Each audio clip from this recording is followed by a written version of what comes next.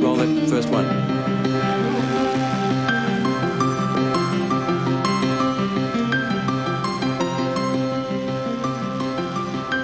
Stop. Je vais justement là. Ouais. Ah, c'est là. Ça, en fait, ça va. Voilà. Well, it will actually be on your converging angle, I think. But you know, if it's something along these, as they're looking to each other, and it's just shifting like this, you're just holding the two. And I'm going to ask Tracy, where am I out of shot? Are my feet out of shot here? Trace? My feet out? Am I in shot? So the lighting in, with the light turned on, it will be seen from this point of view first. As possible. Because when he gives a face more, then everything changes again. And now we have, I would say, hold the same. Oh, his face inside, we forgot.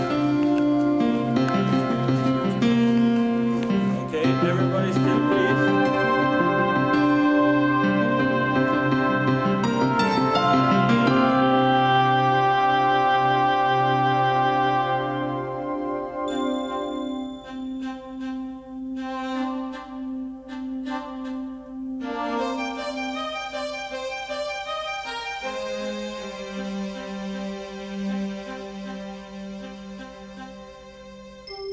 And I have a feeling that everything is possible. Cinematographer Denis Lenoir is an energetic, creative spirit in modern French cinema. His imaginative and innovative work in films such as Daddy Nostalgie, Monsieur Ear, and the Australian feature Dingo has established Denis' reputation as a cinematographer of international standing. Denis is also a natural teacher. When asked to conduct the workshop on lighting for drama, he not only shot in black and white, but colour as well. We also shot in color because I thought that it was interesting for the students to see exactly the same lighting, same stops, same everything, same lenses, same everything, in color and black and white, to see the difference. So it was in a way cheating. It was not lit only for black and white. I had since the beginning the idea that I will shoot also color. I've got a ground row that's helping us psych up, but I don't want to do everybody. You see that? Los Angeles-based Alan Davio is a leading figure in American cinematography. Alan teamed up with Steven Spielberg early in his career, operating on Spielberg's student film Slipstream and photographing Amblin. He has gone on to receive Oscar nominations for E.T. the Extraterrestrial, The Color Purple, Empire of the Sun and Avalon. His impressive list of credits is matched by his breathtaking knowledge of cinematography, his artistry and dynamic personality. The masterclasses presented each cinematographer with a similar set in a separate studio, each surrounded by a cyc. Each set recreated a lonely roadside cafe in the desert at Christmas time during the middle of the Australian summer. The mood is definitely, it's a dramatic one. Joseph Demian, the head of the school's cinematography department, provided both DPs with the same script, but his direction to each in terms of coverage and lighting would result in completely different approaches. Another reflection. And another foreground is Yes. coming in. Good, fine. Denis uses 2 long tracking shots, and his lighting is inspired by the harsh desert setting. I started with this idea of black and white because when looking at this set, I had some memories of the Misfits. And I wanted to have this harsh light, outback, desert, whatever, in black and white. I think it's well, something I wanted to see, just for the pleasure of it. Reading the script, I had the feeling that we needed many shots. I mean, for the drama, You will understand very easily, you know, him, cat, her, the watch. This would construct something in one shot. It's very, it's more difficult to construct. So you just have the tempo and the acting. Also, as it is a single shot, I don't want to zoom, or I don't want to go closer and then back. I don't want to have the cameras very intrusive, so I will have just to record, in a way, what is happening. In contrast to Denis' contemporary approach, Alan used the workshop to pay homage to the silent films of the 1920s. With Joe's permission, what I'm thinking, if I'm approaching this in a silent film manner, say an early 20s silent, rather than a moving camera, they would have had a lot of cuts, and I'd love to shoot a lot of coverage of a master, a submaster, and close-ups, you know, on them looking around, and the same thing when he goes in. Do you agree? Yes. You know what I'm saying, as opposed to the moving camera, we can get this. I'm going to keep the lighting simpler. For copyright, we have to close the door. And here what I found interesting in this type of thing is that I'm using basically a big soft key for everything on the master shots from left. I'm using a very, very soft key and very hard backlight, which is something they did a lot in silent films, because they had, it's interesting how it evolved. They didn't have hard lights that they could handle well enough until, I think, later on in the 20s. So if this is like a late teens, early 20s kind of inspiration, or conceit, as one would say. But I really, I feel that you can do, when you go and study a period and you're trying to evoke it, study the films, try and see through the fact that you're seeing them duped several times, and try and understand what the cinematographer was trying to do at the time the film was shot.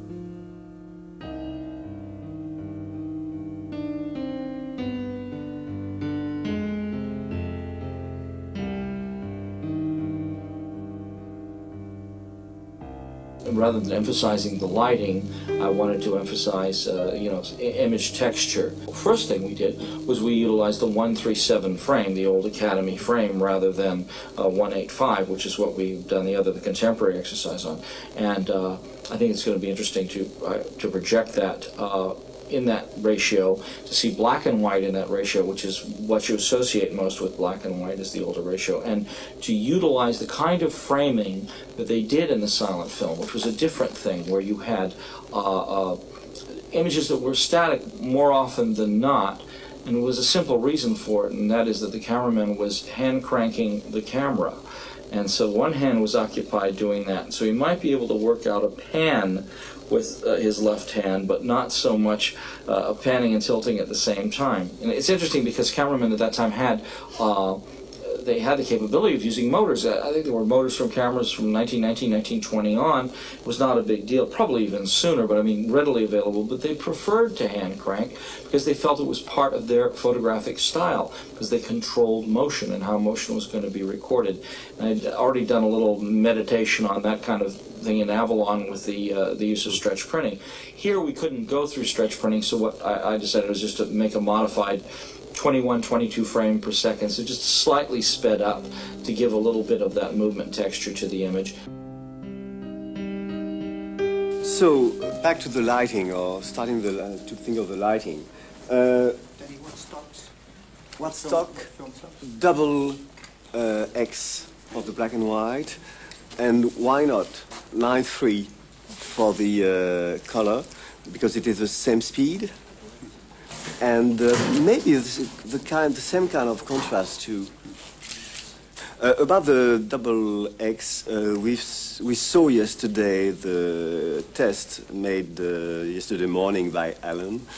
There was obviously a problem, I guess it's in the lab, about the gamma or whatever, because as you have all seen, it was completely overexposed. Rated the film at 200, the manufacturer's tungsten recommendation, and I did a test where we did a normal exposure, and then from 2 stops over to 2 stops under in 3rd stop increments, and the image didn't appear to become correct until somewhere between a stop and a 1/3 underexposed. which was very strange. I mean, the image is so hot otherwise.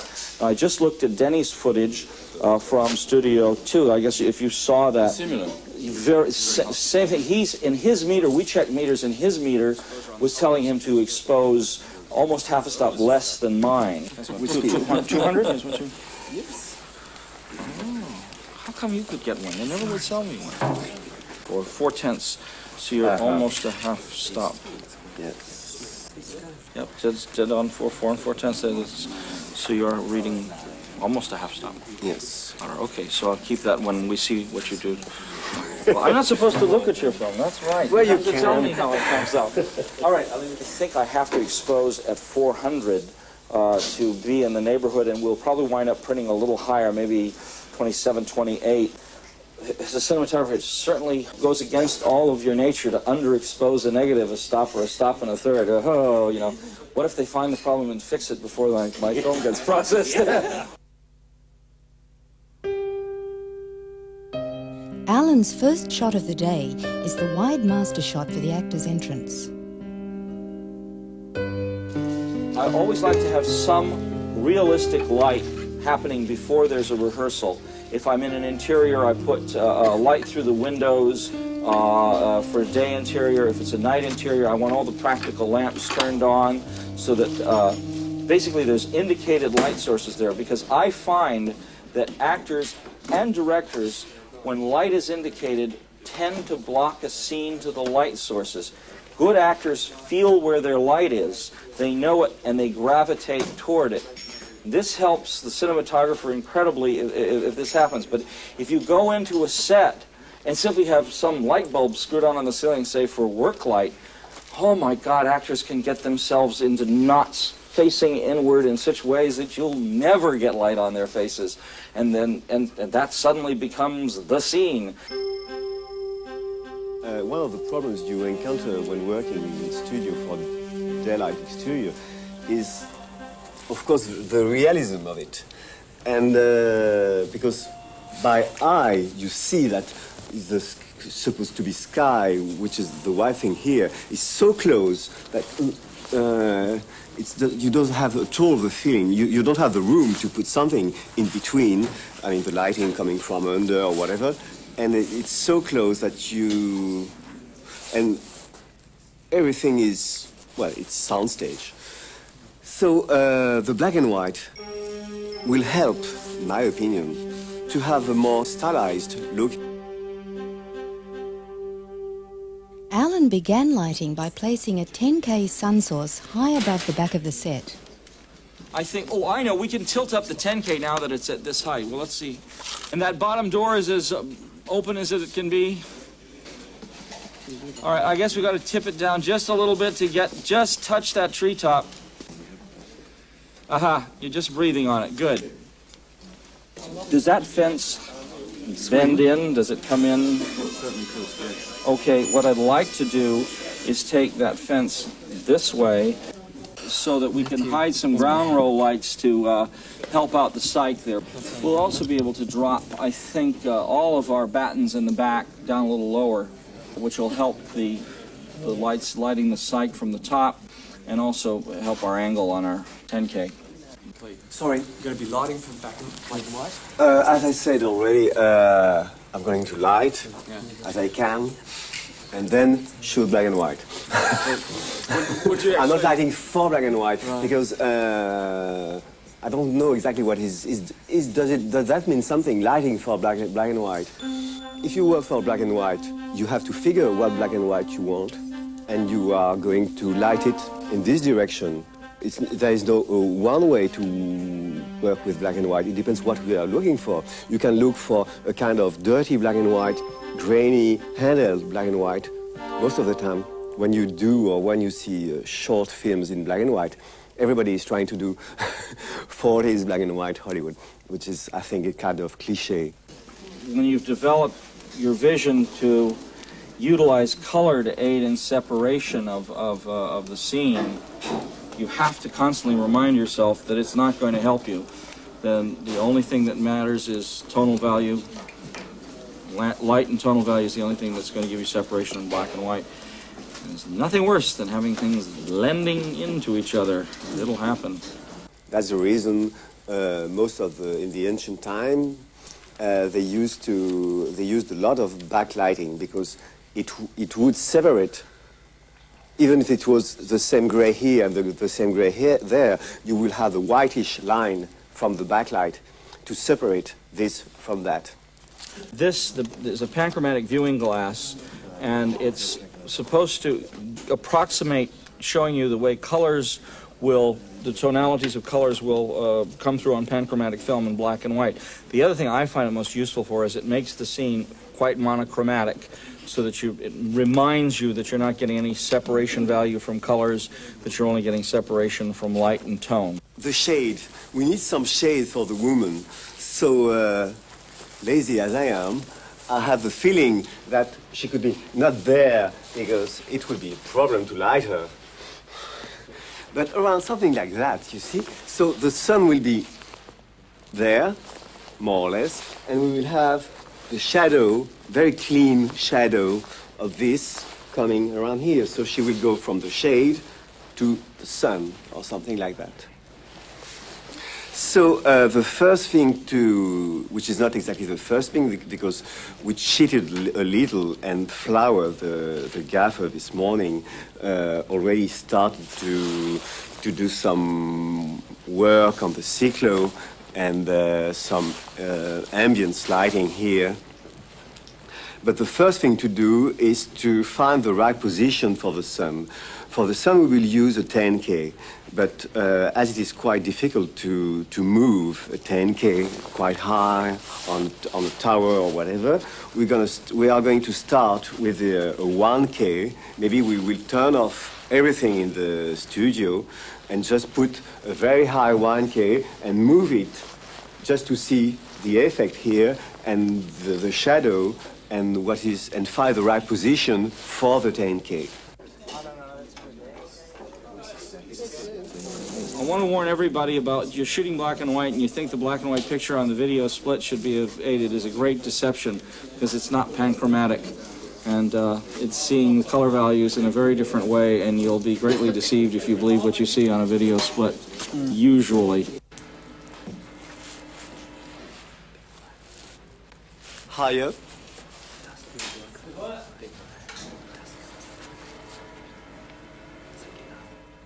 So the reading here, it's 4.8. Sorry. 200, I say, no? Yep. Is it 200? Yes, 200. 24 frames. Which was quite good, because if we want one-stop overexposed sun, it will give us 2.8 point something, 2/3, which is a good stop. I'm quite happy with that. My taste is more to avoid colors and to have everything with, I would say, white light. But in this case, to be a little realistic, it can't be everything the same color. The sky, the sun, and the reflections from the ground, and the inside. We have to go for different colors. So we would put some quarter CTO on the 10K and half CTO on the bouncing light here, which will go under the veranda. We will do nothing for the sky and nor for the ambient lighting, because the sun will be a little orange. And inside, I don't know yet what we are going to do. No. So here, we need, in fact, some general level and some effect. So the general level will not come from above, because it will be, so it will come from, it's good because there's already the Robbie Mueller's folly. But we need some bounce light here. I've been told that they have some shimmerers in this school. Yes, they have. It's something you put in front of the Fresnel lamp, and it becomes a beautiful soft light. Yes, I'm going outside. Can we move this piece of site? I'm just looking to get every bit of distance possible between the Maxi Brute and the grid. Just pull the site back so we can back the Maxi up to the wall, because we want to get as much spread on the grid cloth as we can. Because that'll give you softer light. I'll see now. That's as far back as that goes? Could we spread those? Yeah, I can get it back probably about a whole 6 inches more, but that's it. Okay, and let's just sort of see if how much will those spread individually? Yeah. Can we tilt them up and left and right a little bit, just to get as big a pattern on that grid as we can? Yeah.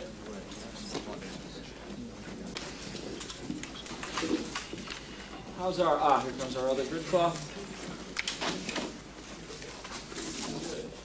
I don't think he's a sitter, is he?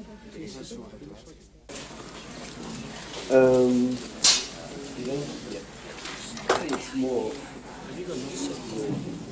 like 90 degrees like that. It's an offset bowl here. And I just didn't want to put it on because we were just looking at the positions. I said, why'd you put it on, you know, and everything. And I said, well, because we were getting in between the columns. I think we can go a little more here.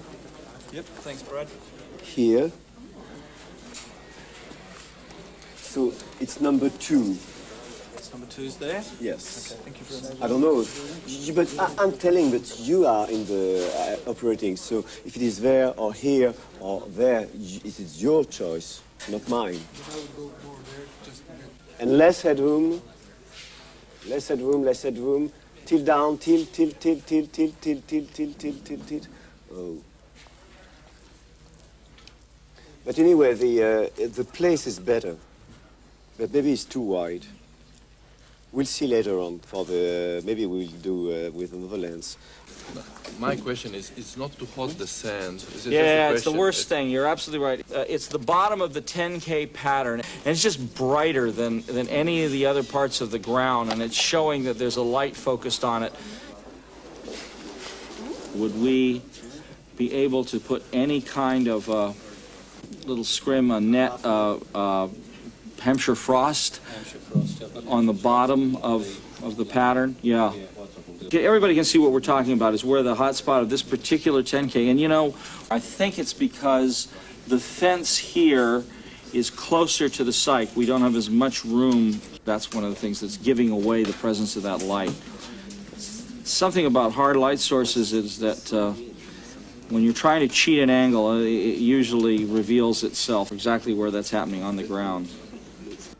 Do we want to make just for the pleasure, because we are unemployed,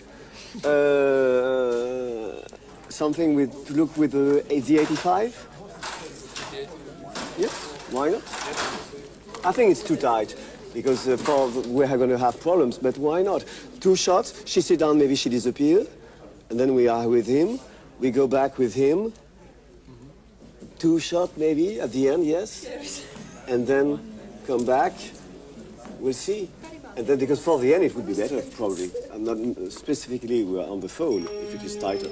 Let's go for the 85.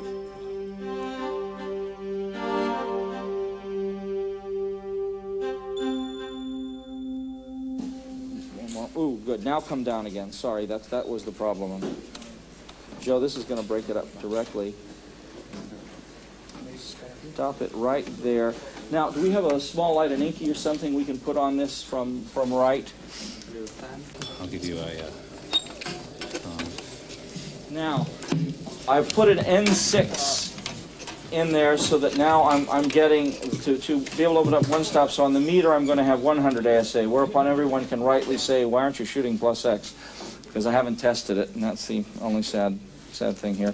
Then I'm shooting at 21 frames per second with approximately a third of a stop. But I've also got a black net filter on the front, and that's about a third of a stop. So they cancel each other out, so I don't have to worry about those. And so basically I'm going in at 100 ASA, and that's what I'm going to take the reading on. And we'll see that where the lady, if we just declare, I see it. If we declare that where the lady's sitting, that her key, we want to be normal the exposure to be normal on her face under her hat right here. I have here a nice 2/8 and 1.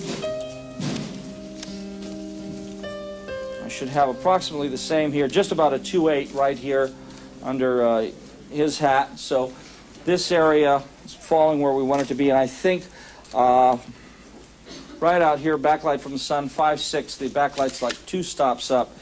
If I were to be outdoors and taking a wide shot of this scene, this is what I'd do. I'd make sure I don't have the sun hitting the ball of the meter. I'd also not have too much skylight.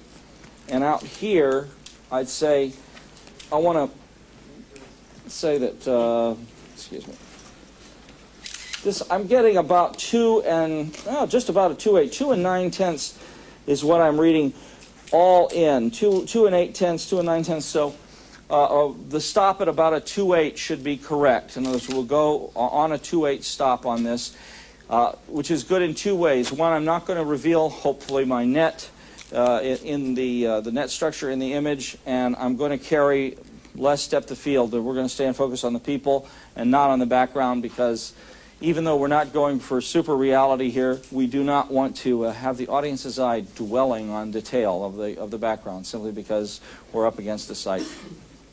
What about that hot? Beauty. Yes.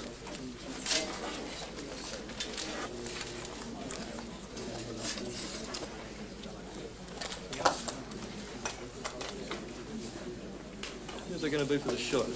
This lamp? Safe as.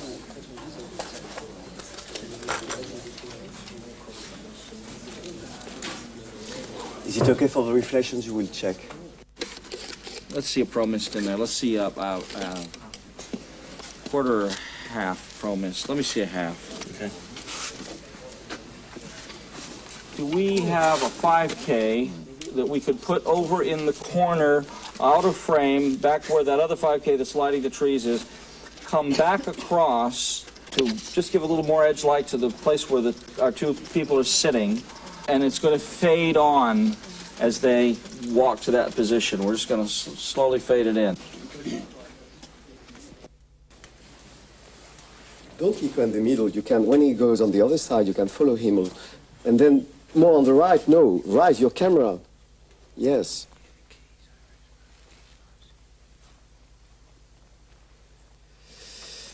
Yeah.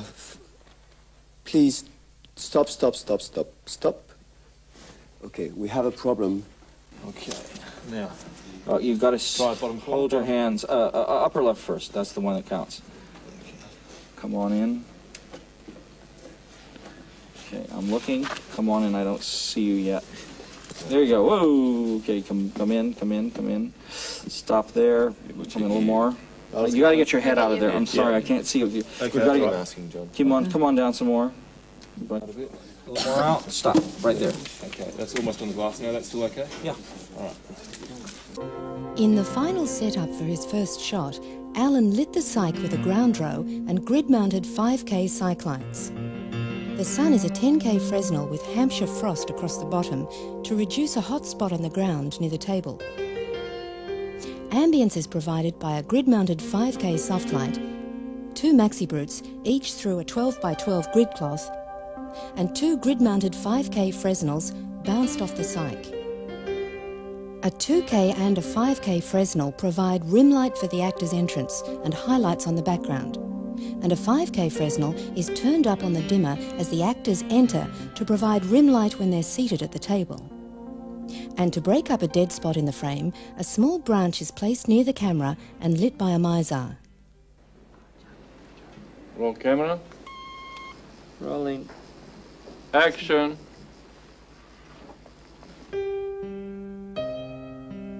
I wound up with this with a layer of a pro mist, a half pro mist, a number 3 Tiffin black net. Then we vignetted with hard edge vignettes for the master. I think the first take on the master shows just that combination. Then we vignetted with petroleum jelly to, basically make a overall soft vignette inside the hard one. That's good. Right there is terrific. Okay. That's good. Let's shoot. We're on a 2.8 again, correct? Okay. Yep. We've already shot the slate. Yep. Let's do it. Stand by. Now here's with the petroleum jelly added into the corners, so you can see that type of soft vignetting. And then I decided to use a very, basically soft light, as if they were going with Cooper Hewitt lights through muslins, or the type of overall illumination that they started when they were using literally the sunlight through muslin as an overall illumination. And then when they got to working on stage, the opportunity to use a hot backlight became irresistible. My major concern, was that I was going to be underexposed when obviously it wasn't. In fact, some of the lights were almost, 10 points, 10 points over the normal still, even at a 400 ASA. So I don't know if we have mistakes somewhere in there, and if I made the mistake in calculating the neutral density because I was switching back and forth between a two-stop neutral and a one-stop neutral. The reason for this, again, is I don't want to get anywhere beyond a 4 when I'm using a net in front of the lens. You have to be very cautious with nets because they will show up in midtones and be very embarrassing. Generally, you want to stay close to a 2.8 as you can with nets in front. I'm not at all unhappy with the contrast. Maybe I'm wrong, but between here and inside. What I feel is that the contrast here between the sun and the shade is a little too weak. The only thing we could do is turn off one of these. Can we try flowers to turn off the big one here? Yes. Drastic measures. It's too flat? It's soft, not flat, but soft. And it's supposed to be harsher.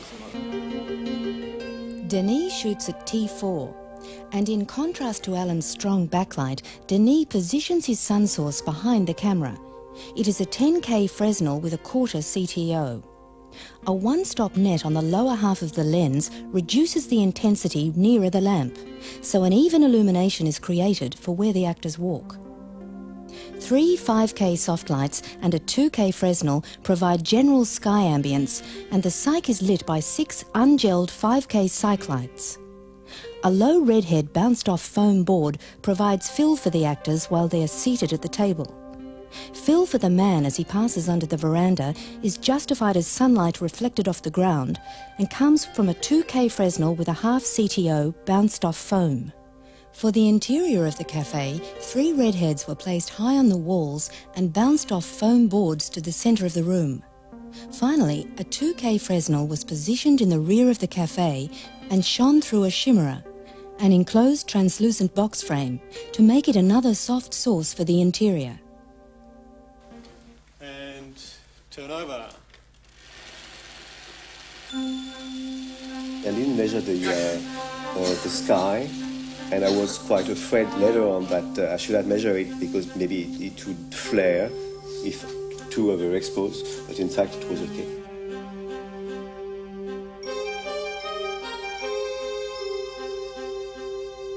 We had some surprises with the 5222 black and white stock.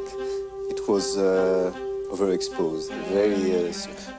We don't know till now where was the problem in the stock, in the processing, or in our meters. But there were obviously something wrong.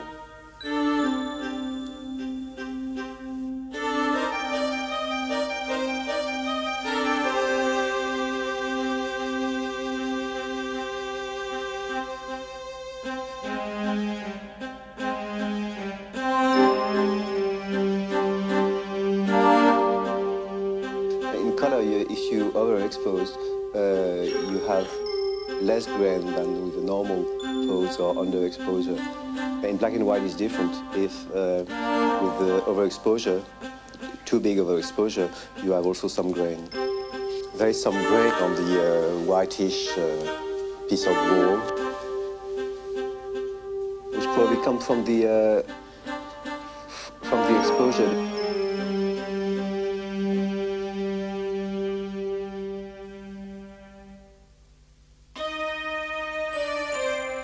I just put, I think it was half CTO on the key light, 10K, and it's probably not enough. I mean, the difference in color temperature between the sun and the shade is not big enough. So we had outside a kind of pale sun color.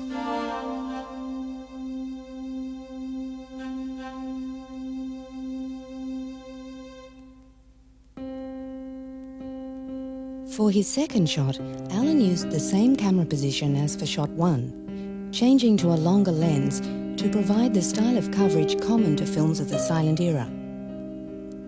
He also took advantage of the smaller frame and moved several lights closer to the actors. Finally, an extra light was added to give fill to the man as he walks to the cafe. We're only going in not even, we'll see, 50, 60, 15 mils probably. We've just gone 15 mil tightening, which isn't that much. And it's the kind of cut that would have been made. They would have lit the scene probably like this, and yet I'm changing certain things. You'll notice I brought the grid cloth in closer to give a nicer wrap of the light on Natalie in particular, so that, and I may also move their little edge light around into an even more glamorous position for her profile. In fact, Tony, let's go ahead and do that on that. Well, that the 5K we set. See if we can now come into the scene with a little more and move it more lamp right, so it gets past her hat brim, gets both of them. And so we've gone to the zoom, and I'm removing the N6, the neutral density N6, putting in an N3. Now this is which N3. Okay, and I'm looking through the ProMist now. The black net. I'm just looking through the black net, and the ProMist is still in there. Oh, okay. And then that's the N3. Yep. That should take me to a 4. And that looks quite good. Now, it's okay, Matthew, let me just see you stand up to go to the phone. And he leaves. No problem. Good.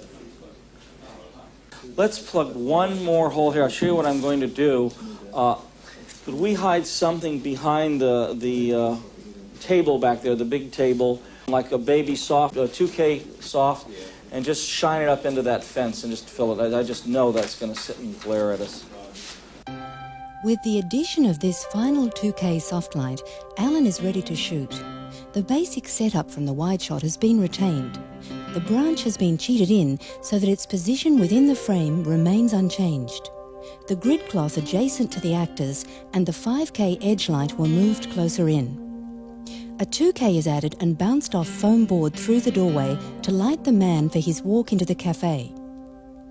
Finally, petroleum jelly on the glass in front of the lens creates selective diffusion around the borders of the frame.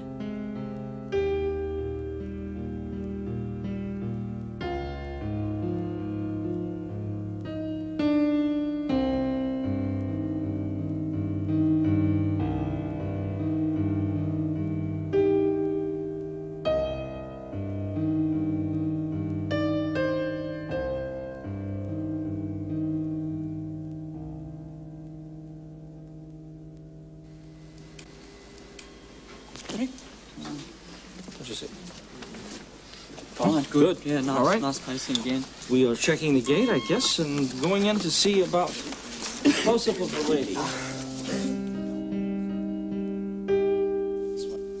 The next thing we have to decide is whether we're going to break the law of the line and break visual continuity when we go around to Matthew's close-up, because we've established everything once seated that Natalie's camera left, Matthew's camera right. Now, we'll shoot her close-up here. Her reference to him will still be camera right. But oftentimes they used to break that rule to not good effect, and they'd come over here to shoot his close-up, which would make their looks wrong. I think that would be too. We'll shoot his close-up there. Boom, boom, boom. Yeah, and as we're going, boom, boom. So that we'll take her close-up next, because it's theoretically the closest to being lit. One option to go this way, or the other option to come this way, to not jump Yes. It's easier to follow this side. Can we get rid of this? We will use it later on, but I don't know where. Don't touch the track. Maybe you are going to use it. The table is not there anymore. Yeah, the table is here. The table is here. Can we have the table here first? The action in Denis' second shot takes place a short time after the first. This time, the woman is in the shade. The man looks at his watch and walks inside to make another phone call. Stop, stop, stop. Is there any problem already up there? Do you discover the... No, that's okay. Still moving? Moving, moving. Yes, I would like to... We have to move, I think, quite fast, because he has quite a short way to go, and we have a very long way to go. Okay. Venanti, can you stay at the phone? I think that we discover the man too soon, so maybe come back. Back, top. Pan a little, yes, something like that. So we need something like that, but 2 times. 2 times this color. One like that around here for her, and one here, very low for him. Okay. Flood. Is it completely flood? Put them in down if you like, if you want to keep the spreads. We have already shadow. So Danny, what reading are you getting then now? for her? When? Or are you aiming for? The 4 again? But as I was saying, it's the reading. I had a redhead, right, and I had the feeling, maybe I was wrong, that it was not enough. Right. And then I went for this blonde, and now the readings looked okay. It was 2.8 and 3 point, which was something like we had before. But at the same time, it was wrong. I mean, the problem was not 2.8, 2.8.3 or 2.8 point, I don't know. The problem that I could see that there was a lamp here filling the shadow. Yeah. You understood the problem is that we were using just a small square of the polystyrene because we don't need it that much light, but it was too strong. Right. Now it's wider, and I can read 2.8, which is, I think, okay. Rehearsal, maybe?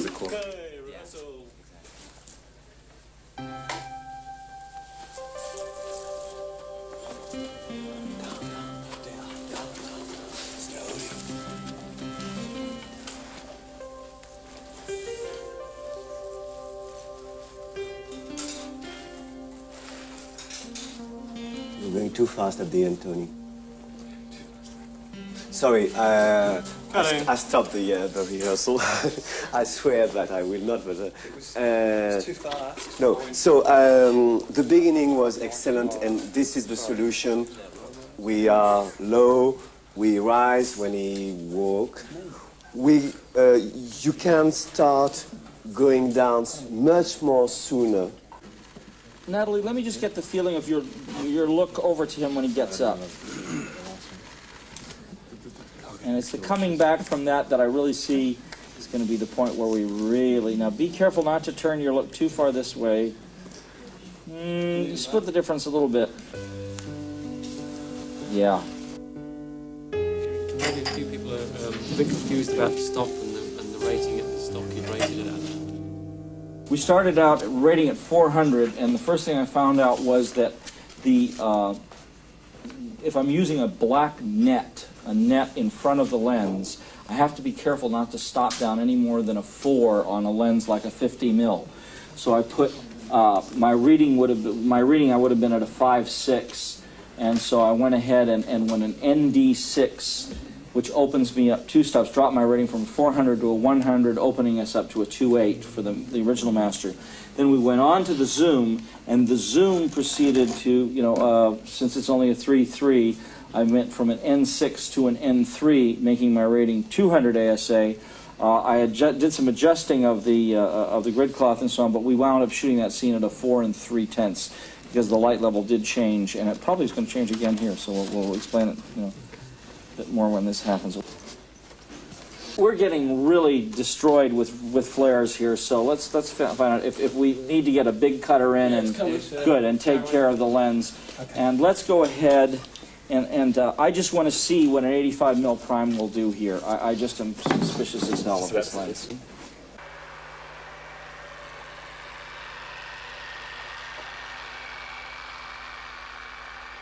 I think it's better to cut now. Sorry, cut. So you just put one hand here. So, sorry, can we get rid of this? You want to lose the seat entirely? Yes. Are we going too high? Just, I will not rehearse. I will just put it to. Can I see the upper position, please?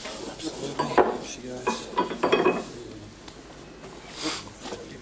Okay. So for the upper position, you go with, for instance, this. You feel good there. You secure. You made something to make this very strong. It will not move. It will be fixed. And then go down, minimum. And then at the beginning, well, you're like that, and you work with that. It's the only way to do something properly. So you have one hand here or there, something here. Sorry. No, I'm just losing. Yes, and you work like that. And when rise the camera. Browsing. And you do like that. And you follow, follow, and then you can walk here, something like that, down, and you're very at ease. Don't sit. Don't sit and work with that. Just going to, I've gone to 85, and I'm going to a lighter Pro Mist. Because with the all the other, with the net working so well and the strong backlight, I think the half Pro Mist is just a little too much. It's just going to flatten it too much.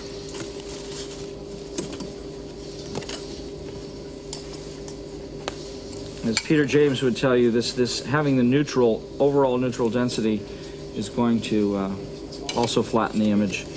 It does more than just change the stop. So I don't want to be too... The crown of her hat. We want to just touch the crown of her hat a little bit. With the final touches being put to the petroleum jelly vignette, Alan is almost ready to shoot the close-up. The grid cloth has been brought closer to provide a softer key light. And the 5K Fresnel at the rear of the set repositioned to increase the edge light on the actor's face. We slated. Put it on now, put a head slate on. And the T-stop is? Is 4/10 closed on 2/8. Oh, that sounds elegant. That's better than 2/8, 4/10. I find this good movement. Again, our movement on the leaves.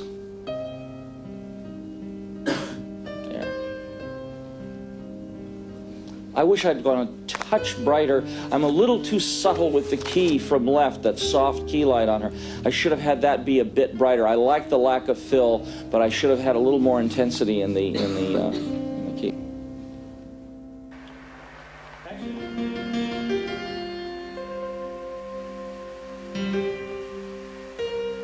Despite many rehearsals, the track for Denis' second shot remained difficult for the students to achieve.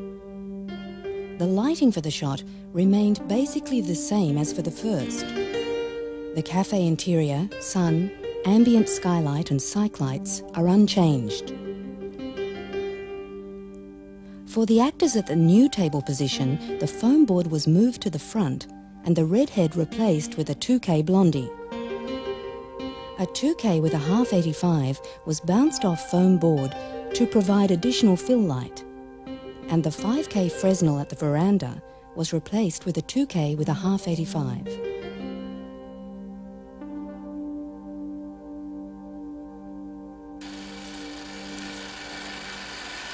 Cut. Well, we had something. Maybe a look from Tasha. Sorry. It's okay. I wanted to try something which is supposed to be forbidden, which is to have the sun above the camera, something flat, to try to give this hard bush lighting. In black and white, we would have need some separation, some side or backlight on her shoulders, because her right shoulder is completely melt with the wall behind.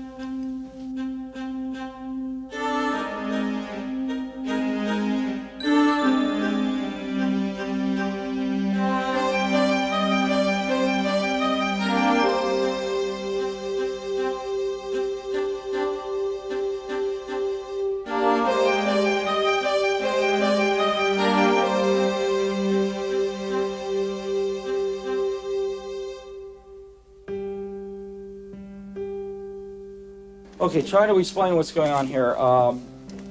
Lighting the inside here, unlike yesterday, we're making a more movie natural balance of this. Trying to give separation for black and white, because black and white you don't have color separating for you. So I have a source coming in. When Matthew goes back to the phone, he's in a source from what we believe to be another window back in there that will be hotter on him than the base exposure by a little less than a stop.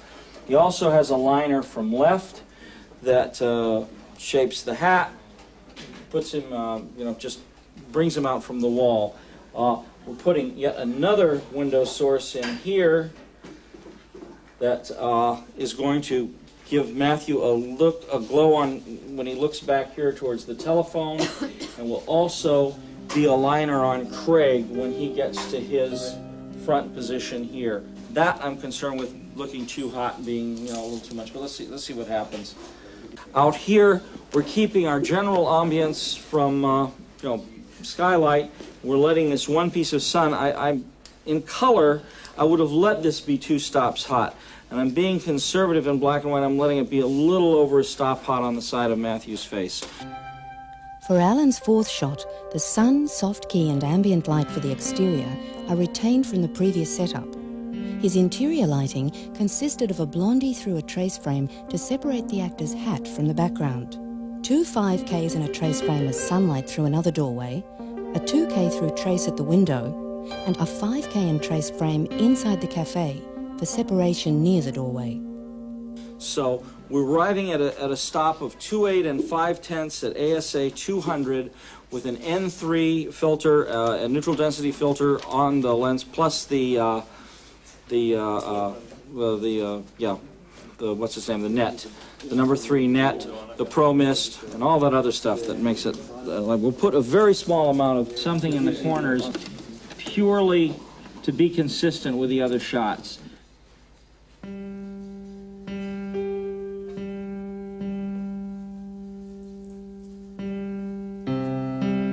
Notice how in black and white I'm getting bit by the fact that his hat doesn't separate well against the telephone machine in the back.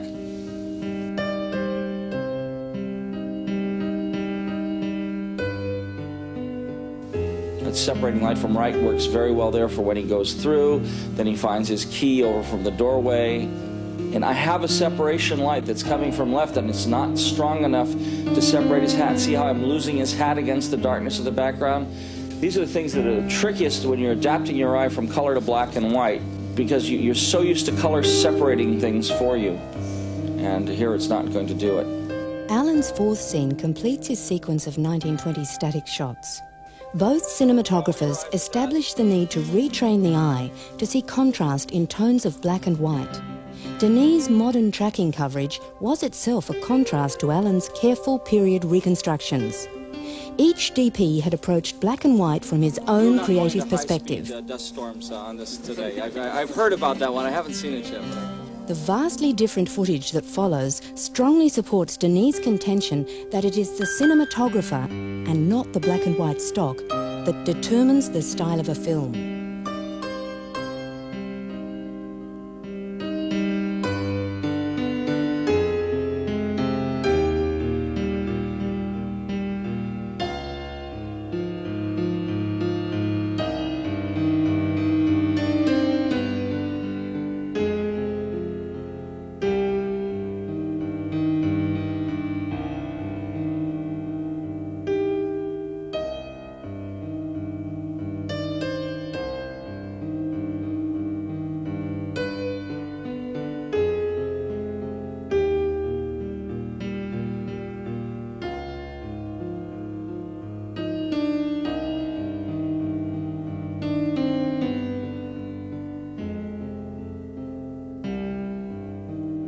tried to get everyone to look through the finder, and on the close-up of the lady, and people said, I remember there was one comment saying, well, it looks just like an old portrait. And I realized, well, of course, all that type of photographic use of selective diffusion at the time was used by the portrait photographers, and one wonders who influenced whom. So I think it's nice to have students dwell a little bit, you know, in a little time travel back to the beginning of the medium.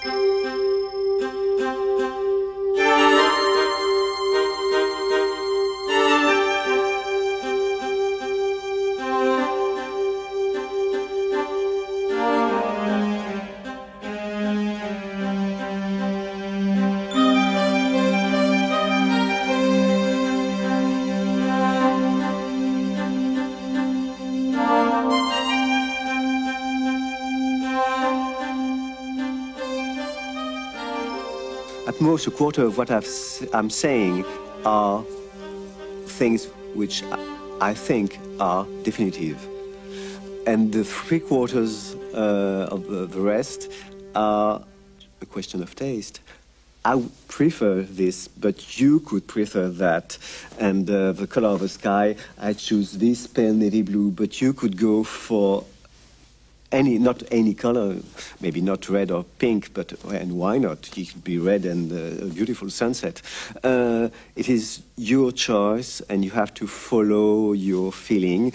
You will do some errors, and you will learn by try and errors. It's the most important thing.